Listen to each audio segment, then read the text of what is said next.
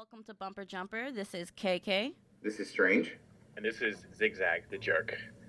All right, now, first of all, I want to thank everybody. Seriously, I want to thank you guys for joining us.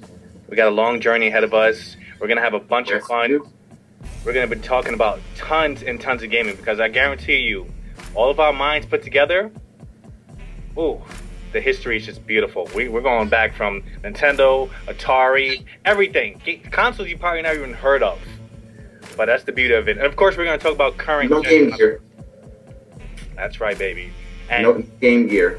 No, Game Gear was fun, though. Listen, I enjoy Game Gear. The only problem about it was it took up like 300 batteries. 300 batteries. The problem was Game Gear didn't enjoy you. It never did. Yeah, right. That's a really bad system.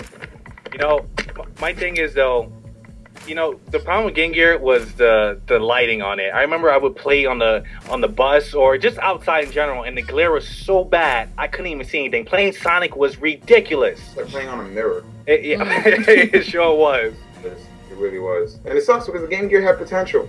Yeah, it sure did. But it was I think it was more or less one of those things. It was just not. It was ahead of its time. Like, I mean, not that. You know what's terrible? I just realized all this time I'm saying Game Gear. I mistook that. I misworded myself. I meant the N-Gage. Ew. Yeah. Huh. Notice how that changed completely. Notice how that reaction changed. Oh gosh, I don't. The N-Gage was. I guess it did have potential, but it was just. It died so quick. It kind of died as fast as the PlayStation. Which one was that one? The one that was online only. Oh man, yeah. After the 3000 and everything, it was the PlayStation. It was, look at that. It's so bad we can't even remember it right now. It was a PlayStation. Was it a PS2? No. The PlayStation, the PSP. I'm talking about. Yes, you know the Go. So guys, what are you?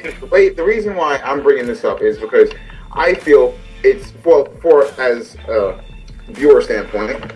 I believe that it's possible that it's better if we all discuss every time we come on. We're going to discuss what we play. We're going to discuss what we're looking forward to. We're going to discuss probably recent achievements, probably the hardest achievement we've had to get during the week.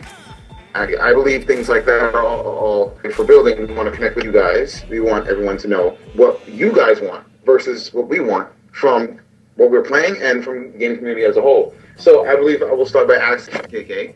The question for you is, what have you been playing recently? I've been playing very recently Dying Light. Just got the co-op unlocked on that one. What else have I been playing? Old stuff, but I've been playing Battlefield 4 because I'm an achievement whore and it's taking me forever to do it. What else? Ooh, 1000 Lego Marvel Heroes. That took you like 2 days. It took me like 3 weeks. It took me about 3 weeks to get it done. No I've got 95. Lego Marvel 3 weeks. You've had the Xbox for 3 weeks?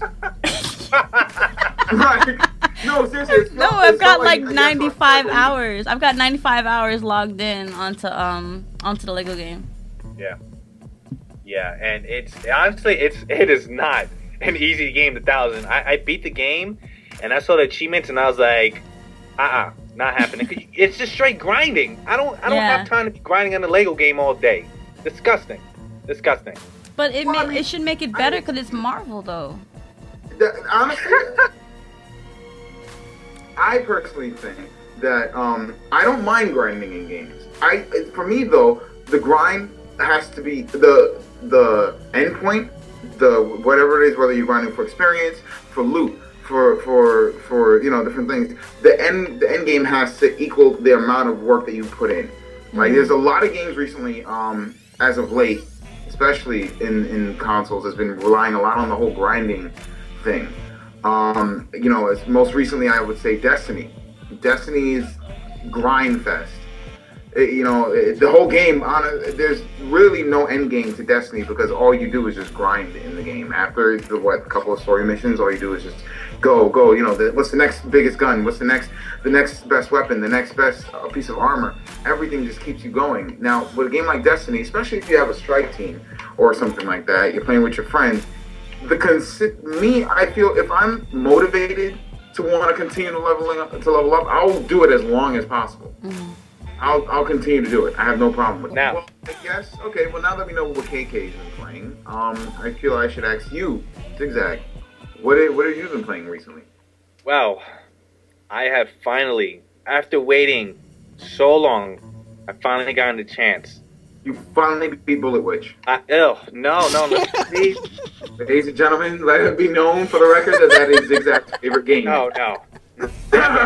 Worst game ever. That and Rogue Warrior. We're never getting a sponsorship from Sega now. Oh. Well, after a game like Bully, which I wouldn't want one. So, I am playing Far Cry 4. And, of course, other games, but that is my main focus right now. He put that stank face on real quick. Oh.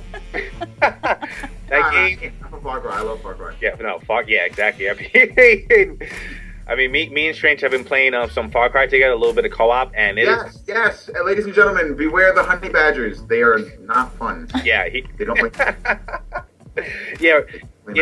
Strange has like the greatest equipment in the game, but yet he lost to a little honey badger by missing. My controller slipped out of my hand both times. Yeah, okay.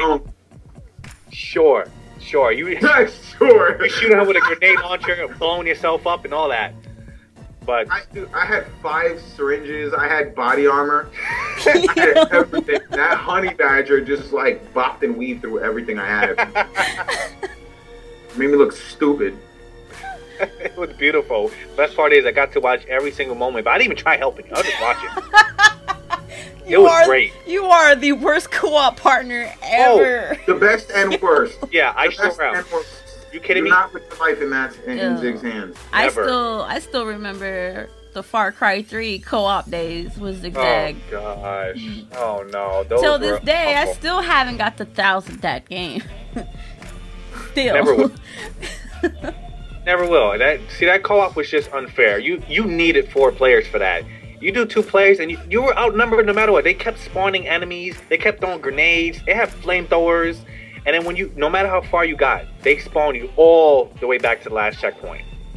Disgusting game. But it was great though. I loved it.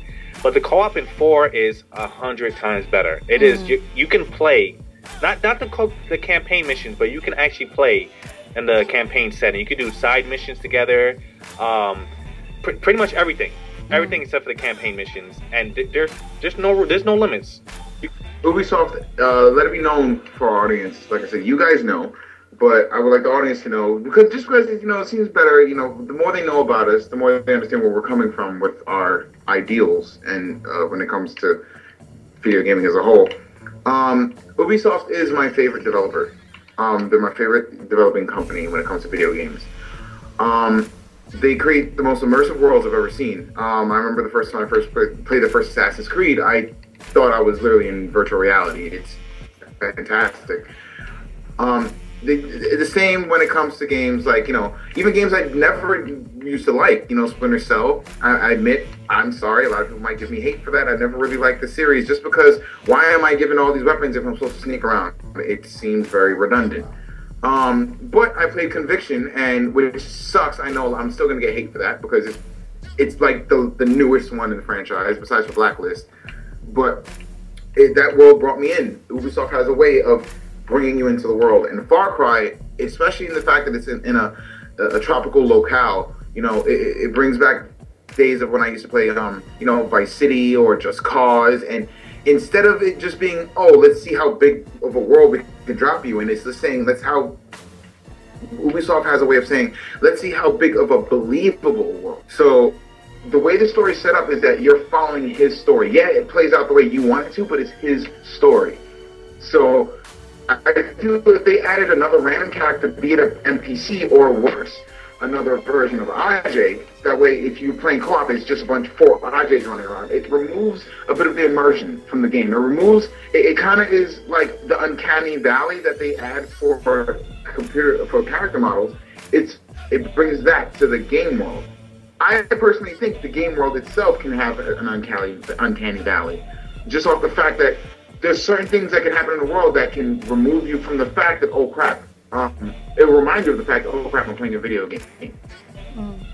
Whether that be whether that be, inconsistencies in frame rate, whether it could be, texture popping, screen tearing, whether it can be game mechanics. Some game mechanics pull you away from the fact that, oh crap, I was totally immersed in this game, but now I'm reminded of the fact that I'm playing a video game.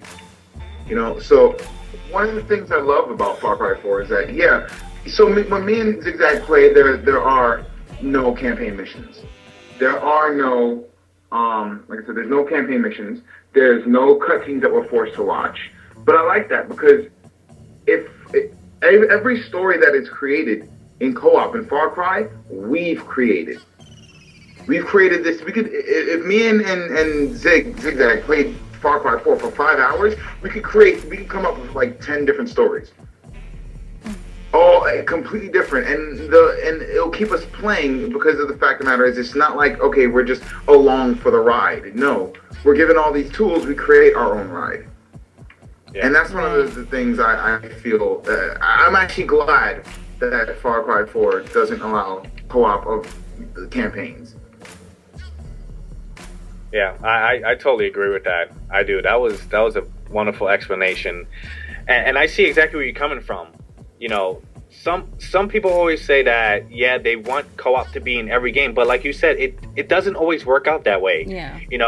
I feel like games like you say, Assassin's Creed, when you do add the co-op feature to it, and if they did, it takes away from the story and it takes away from that character, and it weakens it a lot. And like you said, when you do co-op, you're creating your own story, you're doing whatever you want, and it makes it a lot more fun. Also, I don't like, I'm trying to think of a perfect example. A game where we played that it did have a co-op campaign, and it was so forced. We didn't even care about the story at all. And we've definitely played a lot of games like that. Are you talking about Ghost Recon Advanced Warfighter 2? Oh, yeah. Oh, yes. That's... Woo! You're welcome. Yeah, that was a perfect example. Thank you I know one game that I could not stand playing co-op one was Army of Two. 40 days and nights or 39 days and nights. I don't remember. I hated that game with passion. Why did I know she was going to say Army of Two? Wow, really? I hated it. I absolutely hated it. For some reason. I had a horrible... Maybe it was because I had, like, the partner that I had, that wasn't working out too well. But honestly, like, I didn't care about the storyline. I did not care about the storyline whatsoever. Wait. Which Army of Two are you talking about? Are you talking about the original, the 40th Day, Devil's Cartel? There's 3 of them. Because there's 3 different Army of Two games, which I still need to remind myself of. I just remember 40 days, 40th Day. Maybe, it might have been like the 40th Day. It might have been that one. That's the second one. Zig, I remember when we were in GameStop just talking about when are they going to make just an actual sequel to Army of Two. Yeah. Now they're on the 3rd one. Yeah, and I honestly enjoyed every Army of Two, especially the most recent one.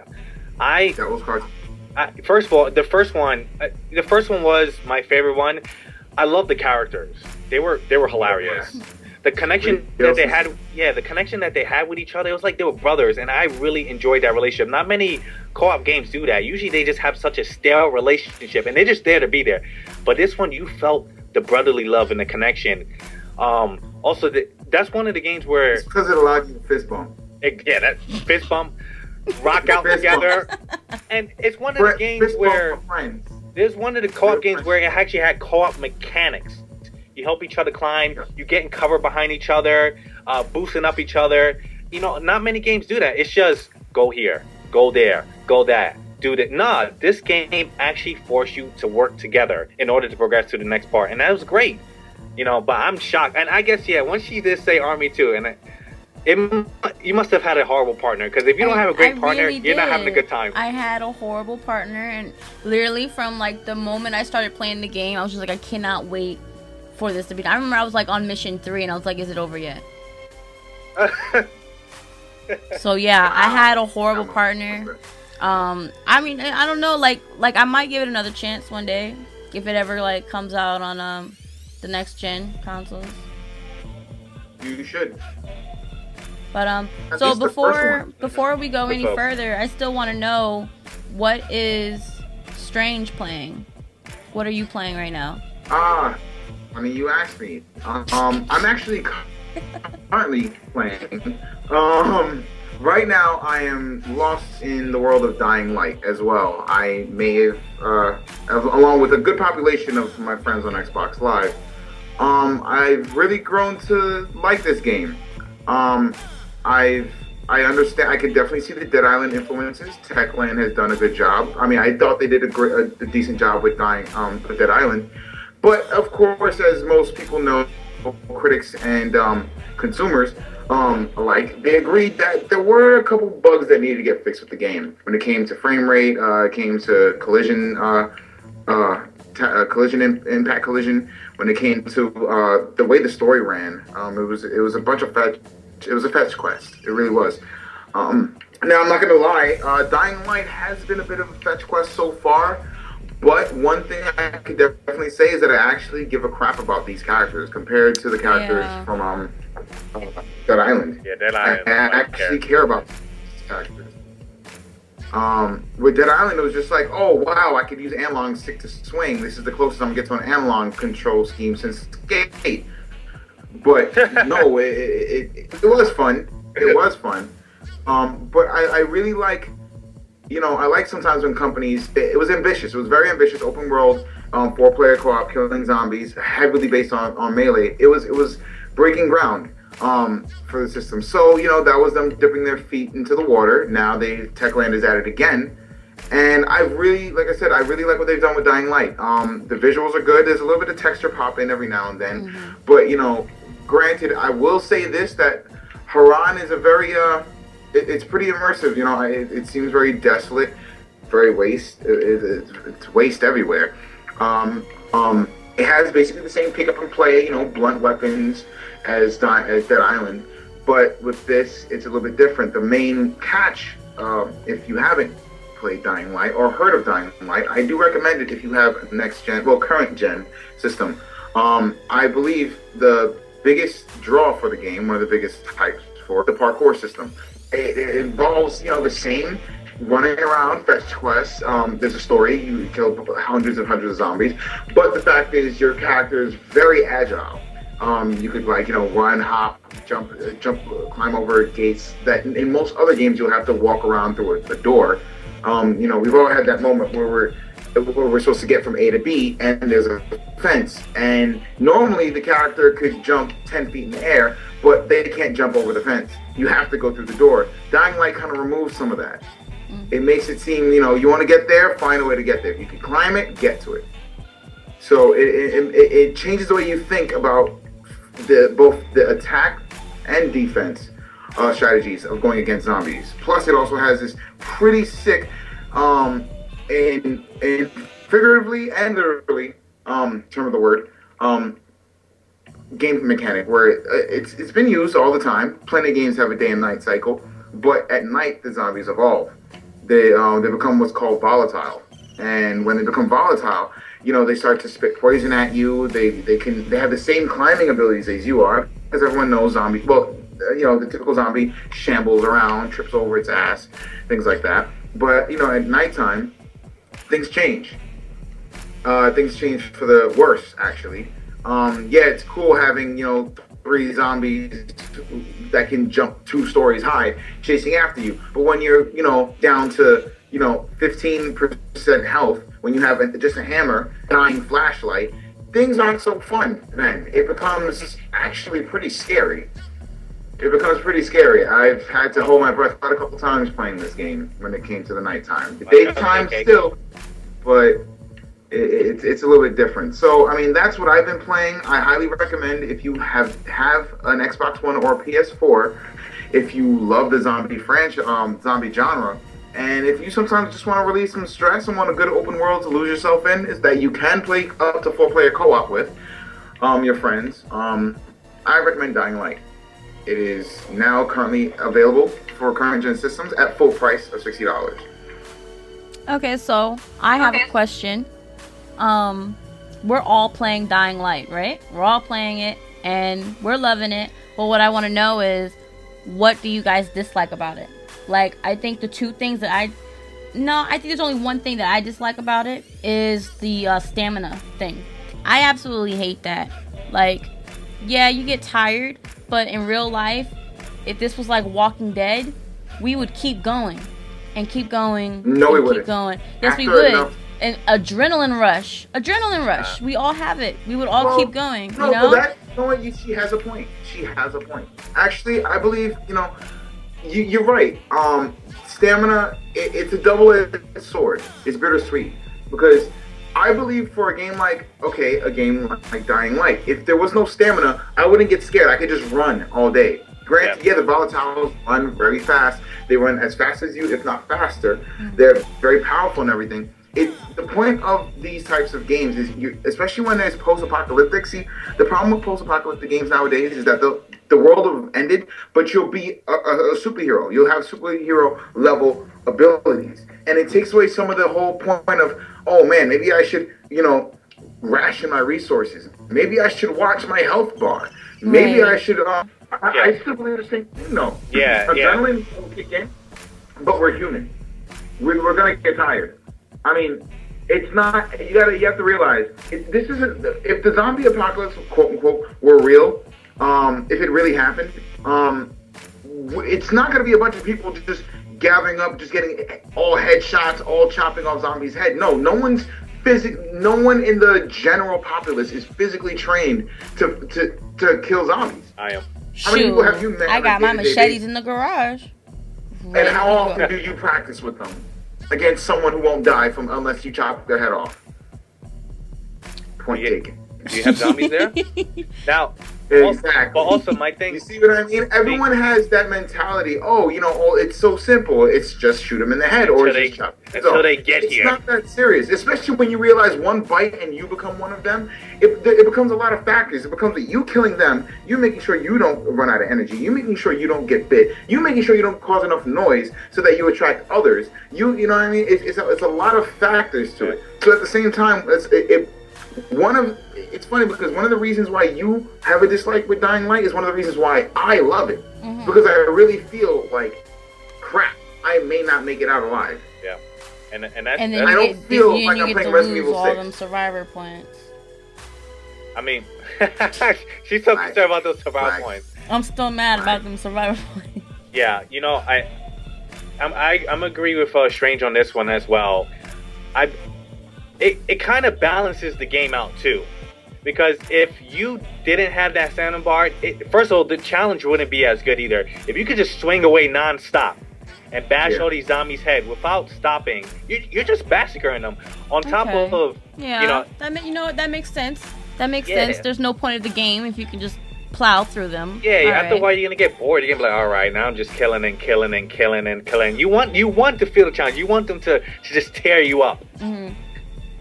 Like, oh my goodness. Of course. Welcome to Over Jumper. After hours. Now, what is your dislike of the game? My dislike with Dying Light. Okay, granted, I'm not gonna lie, I am only 11% done with the story, but I have done a hefty amount of walking of free roam stuff. When it comes to me with open world games, I don't really like plowing through the story. I like expanding the world first, seeing what my sandbox is going to be, all that kind of stuff, leveling up a little bit more. That way, I'm not playing it. I play it how I want to play it.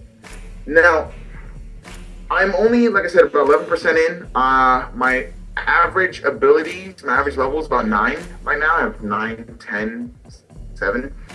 So, 7, 9, 10. So, I don't have a problem with the mechanics. I can't say I have a problem with the combat. The combat's pretty smooth. I don't have. I'm not really one of those petty gamers, and I'm not saying that what I'm about to mention is petty. If you complain about it, it's just that my view of what's important completely important in the game versus others are different. When a game as ambitious as this, a little texture popping doesn't bug me. A little a little a little frame rate dip every now and then doesn't bug me or something like that. As long as it isn't something that consistently happens every time I turn the game on. The only real thing I can say so far is that what I've seen is that it's a good 60% fetch missions. It's go here, turn this on, go here, kill this. You know, and I mean, at least I could say they built it to the point where it makes sense to the story. But even still, at the end of the day, especially being how so many of the mechanics from this were heavily lifted from Dead Island, I want this to give me the feel of Dead Island, but to be like, okay, this is different. This is 2.0. And yes, it has given me this, but I'm really hoping as further along I get in the game, I'm not still fetching chocolates and movies for people at level 15. I feel you. I feel you on that one. You know what I mean? Like, I don't mind fetch quest missions. If they're done in taste, they make perfect sense along with the story. But in terms of this, but I see that they've been good. They're changing. It seems like there's more than one faction of survivors. It seems like it isn't going to be just a kill the warlord type of thing. Like, you know, it seems like there's going to be. I mean, the morality in this game is very, very intense. It's almost at the point where it's almost like Spec Ops: The Line or something. Like, you know, it makes you really question what are you doing, if you're doing the right thing sometimes. So, and that's what it's about. You know, the whole, whether people realize it or not, zombie games, post-apocalyptic games, the main draw of those games, the main thing people don't realize is those games, they put you in those worlds so they remind you what it is to be human.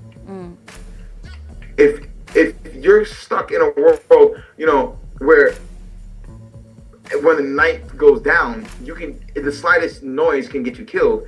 In most games, if it's Grand Theft Auto, if it's nighttime, I'm just gonna go out and run around and kill things. But in this, I can't. So honestly, and again, this isn't my final verdict because I've not finished the game, ladies and gentlemen. But if I had to have a little quip about the game, I would say it's Techland. I'm not a dog. Let's do more things besides fetch. You know, I actually thought a tower defense mechanic would have been pretty good for this game, actually. Especially with the whole concept of safe zones. If they had a way where you could create your own safe zone, you know what I mean? Like, gather items throughout your storyline. I mean, you gather wood, you gather metal parts, you gather nails, you gather string, all that kind of stuff. And then let's say at nighttime, it gets overrun, almost like Far Cry, when your outpost gets overrun every now and then, which was a really good mechanic. Because it forces you to, oh, okay, well, this outpost is done, and I'm never going to see it again, I'm never going to touch it again, onward to bigger and better things. It forces you to, you know, it'll keep you interested. It'll keep you, the same mechanics that they bring in, it's not a one-off gimmick. It keeps you interested, like, okay, well, even though I've already taken this outpost, I have to always go back because it could always get overrun, you know? But, so, you know, as of right now, I don't have any real solid complaints about the game. Okay. You know, I'm allowed to play co-op. I haven't done it yet, so I won't sit here and lie and say, oh man, the co-op is fantastic. But I've seen what the co-op is capable of. And one of my favorite things about games is I want them to be fun. That's for sure. Well, okay. So now I want to know what the Zigzag. Zigzag, do you have any complaints? Any one thing that you don't like about this game so much? Yeah, I've probably put like, say about 25 minutes into it. I'm gonna go. Which is practically just. Yeah, I just did the tutorial, but from what Strange said, the fetch quests, I already see that it's definitely gonna be something I'm not gonna enjoy because I had to deal with that in their last game, Dead Island. If there's one thing I have a problem with. But it's almost like when Splinter Cell Conviction came out and they introduced not bullet time, I forgot what it was called for that, but it was their variation of bullet time. In Assassin's Creed, it's Eagle Vision. In Hitman, same thing. In this, it's called Survival Sense. The fact that, like, okay, I do get it. You know, it's you press a button. And then it gives like a sonar where you actually able to magically see through walls and see wherever items are around and stuff like that. I get it, you know, it's a game with looting, and if there was no survival sense, it would be a little. I mean, it would be a lot more realistic. I actually do want to play this game without a HUD, actually, but it kind of takes away like the fact that anytime I want, I can just survival sense, and look around and just find every item right then. I mean, granted, I'm glad that it isn't like a survival sense where it's always on, like Eagle Vision. Like, if this game had Eagle Vision, I would be kind of mad, because it'll take away the whole point of me feeling like I have to find stuff, instead of me just walking into an area, pressing a button, and having everything magically shown to me. Yeah, it kind of takes away from the survival feeling of the game, honestly. I know exactly what you mean, because when I saw that feature too, I was like... It's regulated. Yeah, but it would actually be very interesting to play that game without a HUD. That would make it, with 4 players, no HUD, right? That would make it ridiculous. It'll put a lot of fear into us. Yeah, I would play it. Okay, I don't think I would take off all the HUD completely, because I would like to know what weapons I have on stock. Unless because I can always press select and see what I have and switch between them. But the thing is, when you're using the alternate weapons, like, you know, the Molotovs and stuff, it's not like when you it's not like he walks around with it in his hand, like how he walks around with a main weapon. So you won't know, okay, I have a hammer and Molotovs. You'll have to press left trigger to activate the whatever it is, and then find out that way, which can end up with a lot of wasted materials. Yeah, that's true. So I would play this, if I did play this without a HUD, I would remove the progress bar. I would remove the mini map, definitely. Yeah, one of the best ways, a little fun tip, one of the best ways to find out how immersive the game is, remove the mini-map. Well said, Strange. All right, well, guys, I want to touch up on the subject. This was a subject that was brung up, I would say, when these consoles launched. And ever since then, I've heard nothing about it. And I think this is a very important matter, because this might be the future. So, physical games, hard copies, we're talking about, versus digital games. Now, what's the pros and cons between both of them? I mean, what are your thoughts on it? Okay, all right. I'll give you a pro right now. A hard copy, you can use that shit like a ninja star when someone walks into your house. How is that a pro? How is that a pro? You just basically said I can throw $60 at you and break a game. No, because like, say you have nothing in your house at all, right? And it's only a TV and it's only a console, and then you gotta sit on the floor and play. You're not gonna throw your controller. You're not gonna throw your beautiful console. You're not gonna throw your Vizio TV, because I hope you have a Vizio. And so what would you throw? You would press the eject button real quick and be like, bah! But they don't have enough to throw stuff. They don't have something they could throw at a burglar? Uh-huh. A burglar. A burglar, yeah, a burglar. Like, when he says it like that, reminds me of the McDonald's. Remember the McDonald's? And the Hamburglar. Yeah, the Hamburglar. Like, that's what I don't understand, because it's like, don't get me wrong, I understand you grab whatever's around you, but I'm pretty sure I have enough that I don't have to say, oh man, look, I have a hamburger. When let me just throw my brand new copy of, I'm definitely not Dying Light out. Yeah, I'm not throwing my game, because what if he's a gamer? He's punching you in the face and taking that game home and playing it. But at least he didn't kill me. We don't know that. Maybe he's patching that like an interception. Oh God! Oh no, let's not talk. Too soon. No. Too soon. He's catching that shit and it says, "Oh, free!" I could have put on. You know. A lucky day. Going to that play. That is, we could have put on Madden 15, hit the Axe Madden option, and he would have told us to run the ball probably. That. Oh my gosh, disgusting. Disgusting. Super Bowl status. So, besides you throwing your hard copy at a Hamburglar, what else are the benefits? What are the other benefits of a hard copy? Okay. Okay. Well, my thing is like I just like being able to hold it in my hand. I like being able to put all my games together on the shelf and be able to look at them. Like, it's sexy to me. I like it. So you're doing it for sexiness. Yeah, it's kind of like my own kind of like porn stash, sort of. So yeah.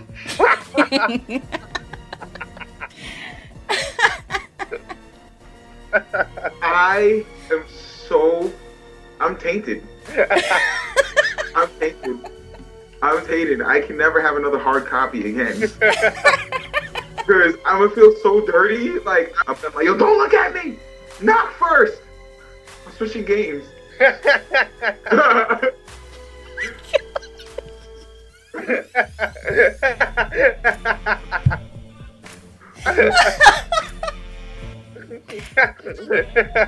Alright. So those are my pros. Those are my pros. And I don't have any cons, damn it. So no cons. Somebody else. You have no cons for having a hard copy? Nothing at all. Okay, scratches. Scratches are very annoying. So, I think that's my only one. I think that's my only one. So now, what's your take on digital games? What's the problem with them? There's no problem with them. I don't have a problem with digital at all. It's just, I don't know, like it's not, like, to me, having a hard copy is, tradition. I hate to say it like that, but to me it's like tradition. Since I've begun playing video games, I have always had a hard copy. Like, it really upsets me right now that the majority of my games are all digital, and I only have 2 hard copies of video games. That's it. Okay. What hard copies do you have? Oh gosh. Oh no. You're gonna love the first one she's gonna say. Go ahead. Well, the one I have right now, you guys know that. I want to say Call of Duty so I can disconnect myself from this. Go on. No, you know what? I don't even want to say, because I know how much you guys hate this game, so I don't even want to say. But I don't hate what game? Let me know. It's a setup, yo. It's a setup, yo. No, so just whisper Activision. I have. Call the booty. I have Dying Light as a hard copy. Hard copy, okay. And I have Advanced Warfare. You got art. I'm sorry. Can you speak up? I'm sorry. I can hear you. I don't understand. I heard advanced. I heard garbage truck. I heard a garbage truck. Taking throw me stuff out. Oh god. I have Advanced Warfare, and it's really fun. Oh. I haven't played it in like a month, but I did enjoy playing it. Fun. Yeah, fun. I loved it, but it's been dusty for a month. But it's been collecting. Look, I care about my gamer score. Right? What happened? I care about my gamer score. That's why I haven't gone back to it. I love Activision. I love you guys. And Treyarch.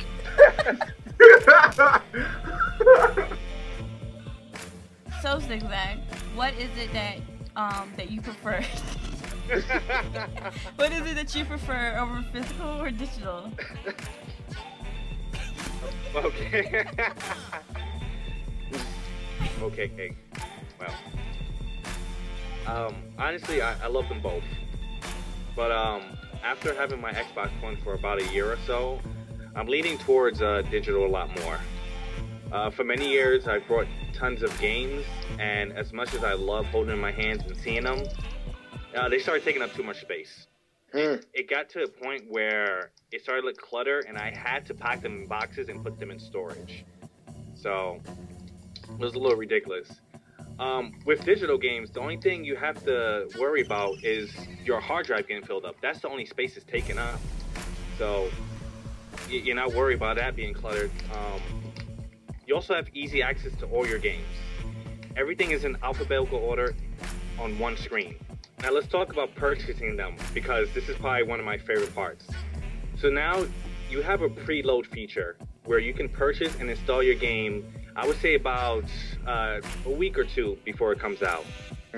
And once it hits 12 a.m.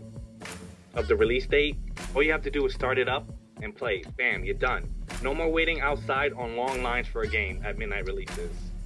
But that's traditional. It is. I Like, understand that's that. tradition. That's something, Yeah, but you that's gotta something that I'm understand gonna completely also, miss.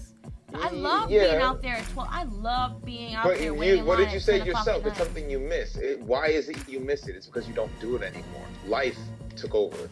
We have to grow up. We don't always have the time to sit out there For at real, 'cause midnight. I used to call out of work of my third shift.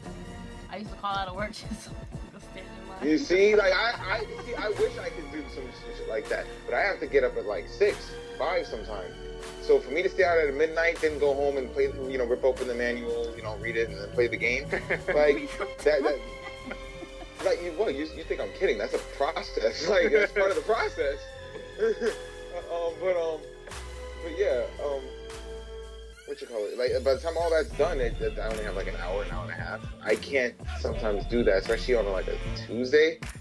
Monday going into, on a Tuesday, Monday going to Tuesday, I can't really do that. Mondays are too busy. So, I can understand where he comes from with that. I mean, it is tradition. Yeah. You have a point. Yeah, but you know what? Sometimes we have to adapt. I mean, Yeah. that's part of gaming. I mean, if it was all tradition, then we would only still have Ataris. Yeah, this is true, and at least we still have the option. Nobody's forced to go digital. Yeah. Yeah. Just But, wait for it, though. Just Yeah. It's very convenient though. I mean, there's, like I said, it's already installed. It's ready to go. You say you get late home from work late. You're tired. You don't want to go out to the midnight release. Next thing you know, it's right there in your console waiting for you. You saved so much time. Also, go ahead. Oh, sorry. And even if you would decide you want to go to the midnight release for it because it's tradition, then you still have that option to take it.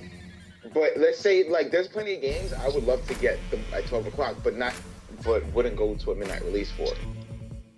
You know what I mean? There's some games. The only reason I don't go to midnight releases anymore because I don't choose to. But if it wasn't for Xbox One giving me that digital ability, I would still be going to midnight releases for specific games. Dying Light, I probably would have been to the midnight release for Dying Light.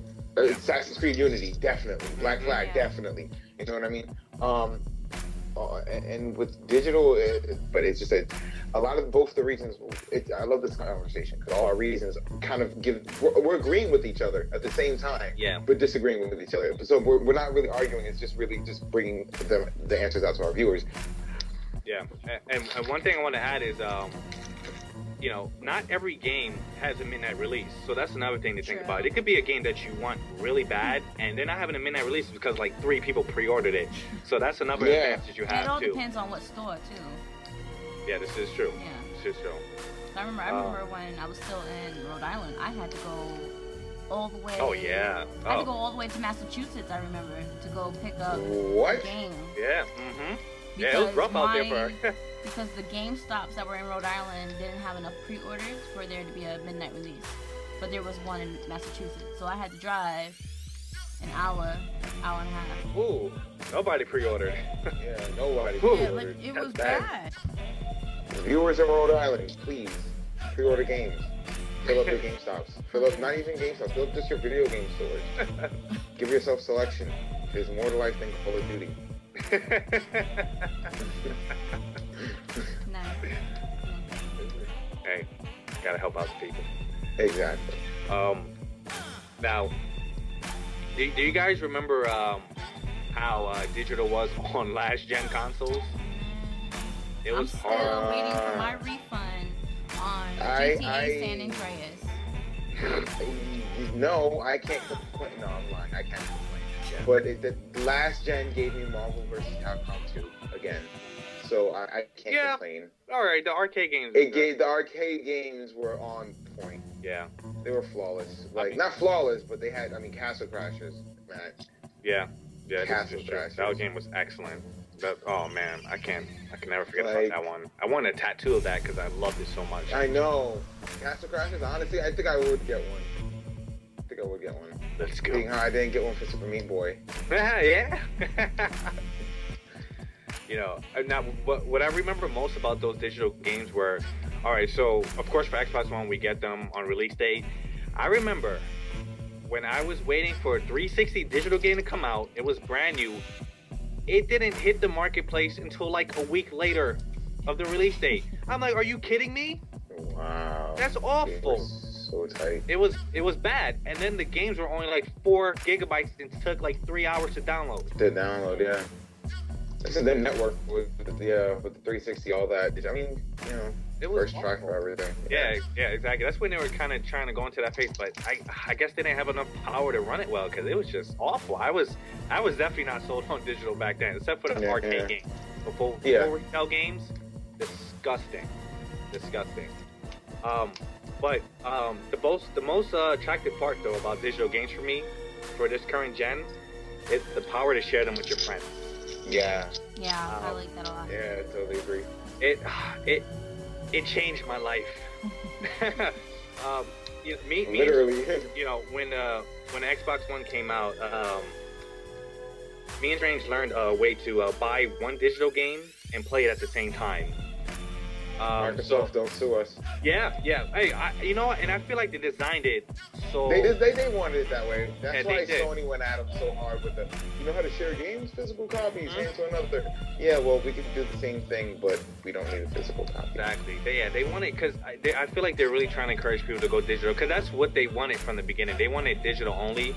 So they're trying to, you know, really get us into it. But it was great. All we did is purchase one game, share it, and we'll go half and half on it. So that'll definitely save a lot of money. That was a big thing for us.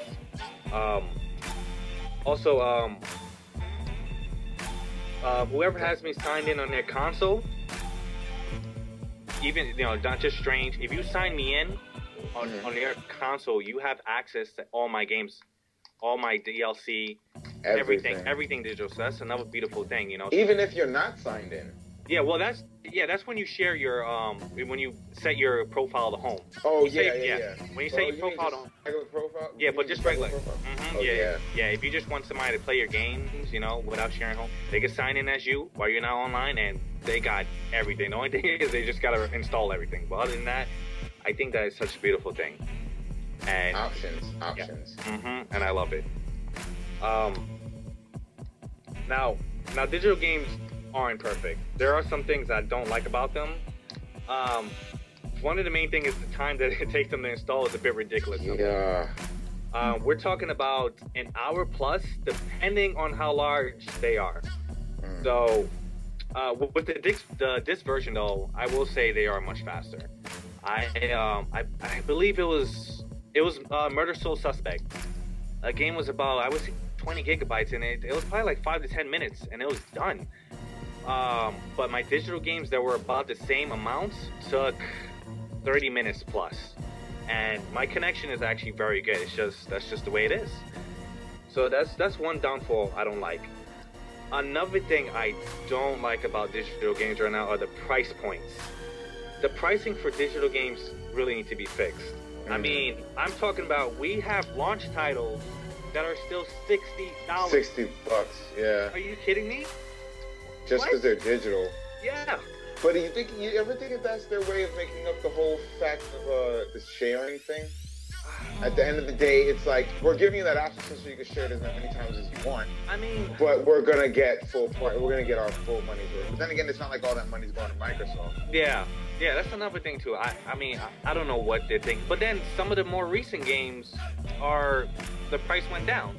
So maybe it's just the developer just being cheap. I don't know. It could do. I mean, there's plenty of different reasons for that. Yeah. It's ridiculous because I can find a physical version of that same exact game cheaper on Amazon or GameStop for like $30 to $40 cheaper. Yeah. You know, so that's one thing. They really need to fix the pricing. I mean, these prices aren't encouraging people to buy digital games. I'll tell you that. You gotta think with timing for prices, price drops, and things like that. I agree. It's not cool to have to buy a game like Titanfall and then 2-3 months later it's dropped to like $13-14 with all the DLC that you paid for, you know, a season pass worth of stuff, you know, on top of the $60 price tag. Okay, no sign about that. Yeah, you know, I'm all for price drops. But at least don't have it too soon. Don't have it too late. I agree. You know, it's all about timing. You have to figure, compare with because I'm pretty sure, especially with the crew, who knows? No, because the crew is Ubisoft, so there's no way unless they lowered their price point to combat Ubisoft for releasing the crew, because they basically made the crew but open world. Yeah, the way Need for Speed. Burnout Paradise feel right there. Burnout Paradise feel, yeah. Greatest phrase. But always online. One of the definitely Burnout Paradise. Yeah, beautiful game. And then remember that free map they gave us. It was a downloadable content, and it was like they added so much more to the game. But that is still my. I think it was awesome. Yeah, it was. But at least for digital, every Tuesday on Xbox that I know, we do get digital sales. So that at least we get that. But at the same time, they're still not outshining what the retails are selling them for. And then, now we gotta get into this too, because this is something that if they want to switch to digital fully, they need to do this. You have options to buy physical games used, right? And let me tell you something. I honestly, I was never for used games. I can honestly say I hate used games because I feel for the developers. They've spent years working 24/7 to bring out an amazing product to us. Yeah. And sometimes they do poor in sales because a small amount of people bought it, and then the rest are just recycling it, trading it over and over, and getting it used. So and then people wonder why we don't get a sequel to those games because they're not supporting them. Yeah. So. It could be why it ends up being a cult classic. And for them to make a sequel, they have to have it has to be a couple years later with a huge enough fan base wanting. You're talking a Kickstarter or something like that, and and it's always these beautiful games, man. It's and that's what gets me upset. Amazing games not getting the support they should, but yet we all buy and help Call of Duty make billions, knowing we are getting the same as that game we played last year with a few upgrades, but we're getting the same thing, and the people who buy it are the ones complaining. They're complaining. They say we need change. Well, don't buy it. If you want them to change, don't help them keep breaking a new record. Yeah. Force them to change, because once they see they're not doing good in sales, then they're gonna go, oh wow, we gotta go back to the drawing board. We're not pushing. We're not making enough. Yeah. But for digital, if developers can some way create a used and trading system on the console, that will make them and gamers happy. Because now, that's pretty easy. All you have to do is if a game is brought under a profile, you could give it to a different profile, and so they can have access to it even when you're not signed in for a price at least half price. Yes, or something I like agree. that. But at least something goes to the developer. Yeah, that's what I'm saying. Yeah, the trading, when you trade it in, the developer gets some value and you get some credit, and and when you purchase it used, they get some. I want them to get full support when we come to buying their games. It's not fair that GameStop is making such a bigger profit than them when it's their product. That's true. Now, another bad thing about digital is it's not being able to get the game early from mom and pop shops. Yeah. I am gonna miss that. Yeah, granted, we're not exactly gonna name any said mom and pop shops. We won't say that. Mr. Clemens, no. The one and only. The one and only. Yeah. My man. Yeah.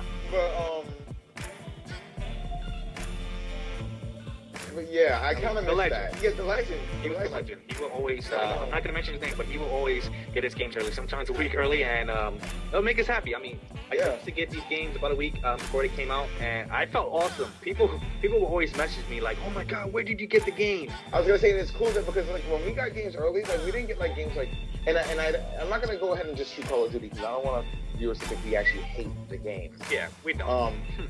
But let's say a shooter or something like that, where we're racing online, we're racing so we can get online faster and get ahead of everyone in the game, so we could be above everyone in levels. No, we actually want the games early because we want to play them as fast as possible. If we go through the point of going to a store to get the game a week early or 2 weeks early, it means we're really looking forward to it. Yeah. That's for sure. Really looking man. forward to it. Oh, So that's what was cool. I never felt like I was trying to cheat anybody or anything. Exactly. It was good. And the developer is still making that profit, so hey, Yeah. you know what I'm saying? So we're still helping them out. But yeah, like you said, you know, watching trailers and gameplay videos and waiting months and sometimes years for this game, it's killing you. You want to get it ASAP. It doesn't hurt to get it a week early, hey. You know? Yeah, Dice, I'm talking to you with Mirror's Edge 2. Oh man, Mirror's Edge. Me, you. Mirror's Edge 2. Whew. Now, I'll tell you this. There is a game I want to get physical. If I find it's early, I'm getting it. Battlefront 2. Battlefront 3. Yeah, that, but this one is like, if they announce it, Half-Life 3. Oh, Half-Life. I'll be dead when it comes out, let's be honest. See you in the next universe, Yeah, buddy. I'll be dead. That's never coming out. Now, I'm gonna go over my last dislike for digital games. As much as I love it, like I said, there's still negatives about it. We can't get statues from collector's editions with them. Yeah. And that breaks my heart because I'm a big collector. I love figures. But the benefit is, now that I'm not spending $150 plus to get these collector's edition, I'm having more money now to spend on other games. So Yeah. it does help. But, you know, I hope they create a system where you can preload the game. Like, let's say they put a $150 edition that comes with statue. Let me preload it. Let me put my address, and you send me the physical product. Yeah, send me the statue. Because we can do collector's editions for games, but only if it's DLC. You can get that. Yeah, it's usually if it comes with a season pass. Yeah, which is cool. I like that. At least they're giving us option. Also, I love that we do get pre-order bonuses for preloads as well. That's another plus. Yes. So we're not really missing out on things. But like I said, I'm favor digital a lot. Like I said, the key things are sharing. Sharing is the biggest thing. I love that I can share games with my friends and that they can share with me. Because, like I said, there are some games where you're kind of iffy about. You're like, do I really want to get this? Hey, this guy has it. Let me play it. Cool. Yeah, let me try it out. Also, we're helping each other save money. So, and that's the big thing. We're able to play together. Yeah. Nothing better than experiencing the game together, of course. And also, the other main thing, like I said earlier, is preloading. I do not want to stand outside in this 10-degree weather. Yeah, see, now times like this is why I prefer digital. Yeah. Do you think I want to be outside at 12 o'clock at night? Yeah. When it's like wind chill negative 10 degrees? Nah, you're bugging. Yeah, and if the line is ridiculously long, they're not letting everybody in the store to warm up. Yeah. Yeah, 10 at a time. 10 at a time. And my thing is, for Call of Duty players, you should be happy about preloading because Call of Duty lines are the longest lines ever. We're talking about 300, 400 people, 500 people, 600 people. Ridiculous. Go home, preload your game. As soon as it hits 12, you are happy. You are one of the first people online. And you're already in your bed. Yeah, and you're already in bed. You should be in bed, or you should be sitting down. Alright, so that's pretty much it. You know, that's how I feel about it. I still love physical, but they're really evolving digital games a lot, and there's so much benefits to it. And like I said, all my life, I've had physical. I've enjoyed my time with it. It's time to move on to something I believe is more beneficial in gaming for me. That's pretty much it. Now, Mr. Strange, I would love to hear your wonderful take on this young man. Please give it down. All right, go ahead, man. Well, to be honest, I would say this. It's kind of weird because I don't want to seem like that guy, but I understand both your points completely. Yeah. Because to be honest, like as Zigzag knows me, he's seen me at midnight release. He's seen how I am when I'm really excited for a game that is coming out. I will do whatever it takes. I'll go to the midnight release. I would work long hours. I would get #1 in sales to make sure I could play. I'll play copying the interactive. I would do whatever it took, whether that's work or in personal. At that time, especially when I was working at GameStop, you know, to get a game early or to just play it as soon as possible. So that. But I also love, you know, the whole opening of the video game feel, the whole, you know, looking at your library because I'm not gonna lie, going to Zigzag's house and seeing his library, it's awesome. It's awesome. Just having It's inspirational. whenever, you just come home from a long day and you just sit down and you're just like, you know what? I just want to play. Like, I want to play something. Yeah. What can I play? Like him and his wife have it awesome. Just come home, they're like, okay, babe, what do you want to play? I don't know, pick something. It's like instead of like dinner and a movie night, they could also have dinner and a game night. They have enough choices. I'm sorry Even to cut if they're you both off. not playing.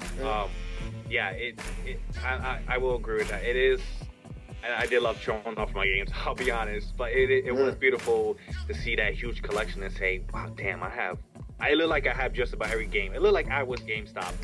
Exactly. And I put pride into my games. I make sure I put them in alphabetical order as well, so that I could find them, because it wasn't possible. But another thing too, I will be honest, is when there's a bunch of games in front of you like that, it is very hard to pick what to make you a want. choice. Yeah, it is. I'd be there for hours, like, all right, let me play this, but now look at something else, and then it'll just make me look at everything. So it was a bit of a pain too. But yeah, go on, man. But yeah, like you said, it is a very tedious task to get a huge library, but at the same time, it becomes daunting over time. Like space, like Zigzag said earlier. I used to keep mine in my drawer, and then I was running out of drawer space, and I had to switch to the other drawer, and then things got out of hand. I remember when I used to seriously collect. But so like I was saying, it gives me that feel like, it's mine, it's my copy. It's like picking up a book. It's just the book is on CD. Yeah. That's it. So it's a good feel for me when I get a physical copy of something. So I understand you completely take it. Sometimes, I like to just look at the case, like especially when it's a really cool case. Perfect example, Ultimate Marvel vs. Capcom 3. Like, know what I mean? Bioshock Infinite, I love when developers take their time and they really want to get a physical copy. I agree. Like the last bunch of major titles for last gen, all of them had inside cover art, whether it was reversible or it was something inside. Yeah. Like, and it was awesome. They were really giving their all for the last of the generation. So, I do agree with that. But at the same time, I'm 24 years old. I don't have the time or the energy anymore to just be out there for every game I want to get 12 o'clock midnight. Especially if my schedule was packed that entire day. On a time like this, I am freezing my ass off. I'm not like 18 anymore where I don't, work or I don't do this. Like, I'm gonna be honest. And this is what this is about, people. This is us connecting video games to our actual lives. Yeah, we play video games, but we have lives. Yeah, Zigzag has a kid. So, everyone has responsibilities. So it's even more special to us when we take these time to play these games in the first place. But for us to always go to every midnight release, I mean, if I took the time right now to look at my game library, if I had to tell myself which of these games would I went to a midnight release for, alone right now, installed on my Xbox, I would have went for Unity, I would have went for Inquisition, I probably would have went for Far Cry 4. Halo, definitely. That actually would have been really fun. Titanfall, yes. Well, no, because contrary to how most may believe, I got my Xbox One probably about 2 months after it came out, 2-3 months. Yeah, around there. Around there, right?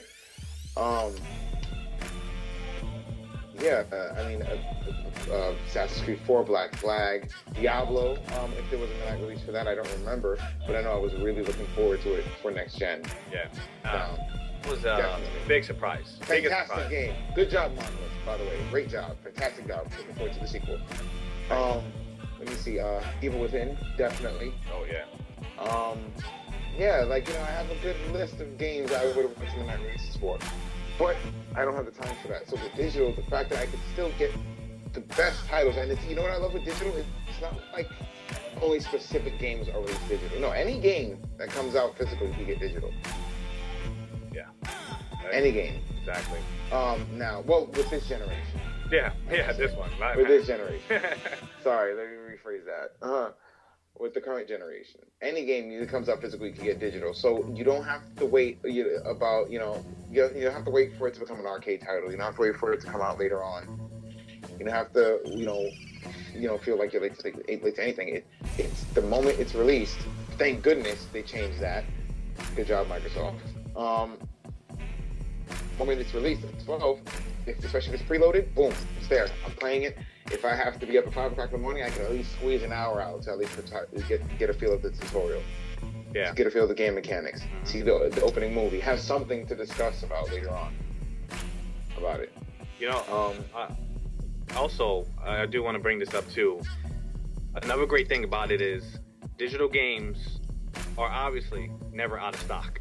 So you do not have to worry about them not being in the store when you get there. They're always there for you. So I remember many times where I wanted a game, Grand Theft Auto was definitely a big one. I think it was Grand Theft Auto 4. It took me like a month to get that game because every game site was sold out. I felt like crying. I probably did cry. But I felt like crying because I wanted it so bad and I couldn't find it. With digital, of course, I don't have to worry about that anymore. I can get it whenever I want. That's true. Whenever you want. And, you don't have to, like you said before, you don't have to wait online. You don't have to deal with weather, waiting outside, anything like that. It expedites a lot of things. It makes it a lot easier. I mean, we already know my stance on the game sharing. I completely am all for it. I think it's a very modern way on a classic feel, because I remember when I used to buy games with my little brother, sometimes we would go half on a game. Granted, we lived in the same house, so we could say the game is half mine, half yours, because it would be like, okay, whenever you want to play it, you can play it. Whenever I want to play it, I can play it. If you want to play co-op, if the game online is a different story. It's more like a modern feel. Like my little brother was actually discussing to him some days ago about getting a next-gen system. He has a PS4 in the house right now, but it's not his. I want him to get an Xbox One because I want to be able to share games with him. I want him, I want that feel me and him used to have again. That's the whole reason why he's getting a next-gen system. He misses playing games with me. So I get to have that digital actually helps that, even though I don't live with him anymore. It's the whole I can't physically pass a game to him anytime he wants to borrow it. Yeah. But digital, we just go half on the game, dude. Whenever you want to play it, it's all go all in. Yeah, go for it. You don't have to ask me. Just do it. Exactly. Do it. Or if I want to gift something to him, I could just buy it for him digitally. Like bam, and again, it works for so many different reasons. For example, if there's a game I want to get, and he decides to get it for me as a gift. He buys it digitally. If we're sharing games, I get the game, I get my gift, and if he hypothetically ever decides... Yeah, actually, you know what? And that's another good thing. I forgot to bring that up, too. So, let's say if I'm sharing my my profile, I'm home on your Xbox. A cool thing is, when I download a game, it queues on your Xbox as well, so it starts downloading over there. So by the time you get home, it's ready, You don't have to wait to get home and stuff. Once I do it, it's queuing over there, and we're both downloading at the same time. So no time is wasted at all. So that's a beautiful thing. It's like it's almost made for it's like they know they were made for sharing. Yeah.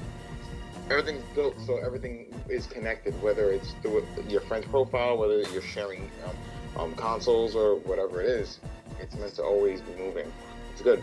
I agree. Now that was... beautiful, man. Alright. I'm passing you a napkin over the internet. Thank you. So Go ahead, I guess that finishes up our topic for tonight's show. Yeah, sure did. So, I think that was an excellent first show. And I really hope that our listeners love the show as much as we love making it. And yes. So now what we're going to do, we're going to go ahead and... Bear with us, guys. We're getting used to the hang of this. So, by episode, give us at least episode 4. 4? Yeah. At least 4. So stick out with us for a couple more episodes and enjoy the bloopers.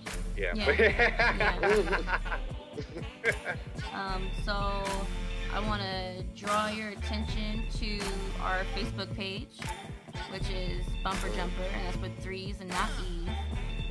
Go ahead and click like on that, and then you can also follow us on Twitter, Bumper Jumper. Same thing. Instagram coming soon. Mixtape coming soon. On gaship.com. Don't worry about it. And yeah, so you can actually personally follow all 3 of us. You can follow me at BluntlyKK. You can follow me at Strange Gnosis. And you can follow me at Zigzag the Jerk. And please communicate with us. We would love to chat with all you guys. Yes, like Definitely. comment on our Facebook page, comment on our Twitter page. We will get back to you because we love the fact that you guys would engage in what we talk about. Yes. Or give us ideas for future conversations. Yes, that too. Please, join family. Join. We're just one big family, and we're all trying to have fun together. So please give us anything that's on the top of your brain. Send it right to us. If anyone wants to play Xbox One with me, my gamer tag is Iron Spartan 40. I'm currently stuck between Dying Light, Far Cry 4, and if I find the right partner, Assassin's Creed Unity. Intent. Anybody? Any takers? Now, you can also add me on Xbox Live and PlayStation, actually. This is tricky. My PSN and my Xbox Live is Zigzag the Jerk. How do you spell that? No, just let me know what you want to play. So hard you forgot. Just let me know what you want to play, and yeah, he really does play like a different game every week. He really does. Yeah, I'm playing everything. So just let me know what you want to play, and if I don't have it, I'll buy it. We'll play it together. It doesn't matter. And if you want to add me on Xbox Live, it is BluntlyKK. Alright, and so that is it for tonight's show. Okay, so thank you so much for listening to us. We will have another episode ready for you next week. And enjoy.